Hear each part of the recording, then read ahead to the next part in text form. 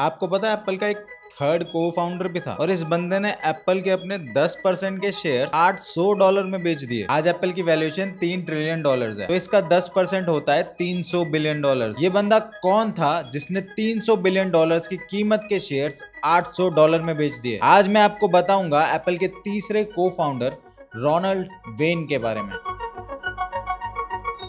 Steve jobs और Steve वॉजनियाक को तो ज्यादातर सब लोग जानते हैं, लेकिन रोनाल्ड वेन की कहानी बहुत ही अलग है। 1976 में जब एप्पल की शुरुआत हुई तो जॉब्स 21 साल के थे, वॉजनियाक 25 साल के थे और वहीं रोनाल्ड वेन 42 साल के थे। जॉब्स और वॉजनियाक किसी भी बात पर लड़ते थे और इनके बीच में टाई ब्रेकर का काम करते थे वेन। इसी काम के लिए जॉब्स ने उन्हें 10% का हिस्सा दिया था ताकि जॉब्स और वॉजनियाक के बीच में कोई विवाद हो तो उसका फैसला वेन ही करें। अब वेन का कंट्रीब्यूशन एप्पल में क्या था? वेन ने एक्चुअली एप्पल का पहला लोगो डिजाइन किया था, उन्होंने ही एप्पल की पहली यूजर गाइड बनाई थी और इन्होंने ही एप्पल का पहला पार्टनरशिप एग्रीमेंट बनाया था। अब कहानी में ट्विस्ट कहां से शुरू हुआ?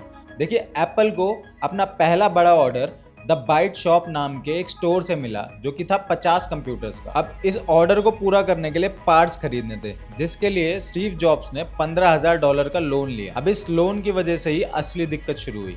वेन को लगा कि जॉब्स और वॉजनियाक के पास तो खोने के लिए कुछ नहीं है। अगर एप्पल कंपनी डूब जाती तो जॉब्स और वॉजनियाक के पास बैंक को देने के लिए कुछ नहीं था, लेकिन वेन के पास तो था। वेन के पास अपना एक घर था, उसके पास अपनी एक गाड़ी थी और कुछ सेविंग्स भी थी। तो अगर कंपनी डूबती तो बैंक जो वसूली करता वो मेजरली वेन से ही होती। वेन को एक्चुअली में एक पास्ट ट्रॉमा भी था। वेन ने लगभग 5 साल पहले एक कंपनी शुरू की थी स्लॉट मशीन्स की और वो बुरी तरह फेल हुई थी। अब वेन को ये डर सता रहा था कि अगर ये कंपनी फेल हो जाती है तो कानूनन बैंक्स के पास ये हक था कि वो उसके घर, गाड़ी और उसके सेविंग्स पर कब्जा कर ले। अब इसी डर से कंपनी शुरू होने के 12 दिन बाद ही उन्होंने अपनी 10% की इक्विटी वापस जॉब्स और वॉजनियाक को $800 में बेच दी। बाद में उन्हें $1500 और मिले ताकि वो कोई और दावा कंपनी पर ना करें, तो टोटल मिलाकर उन्हें अपने शेयर के $2300 मिले। आगे चलकर ये कंपनी $3 ट्रिलियन की बन गई, लेकिन उस समय के डर ने वेन को मजबूर कर दिया अपने $300 बिलियन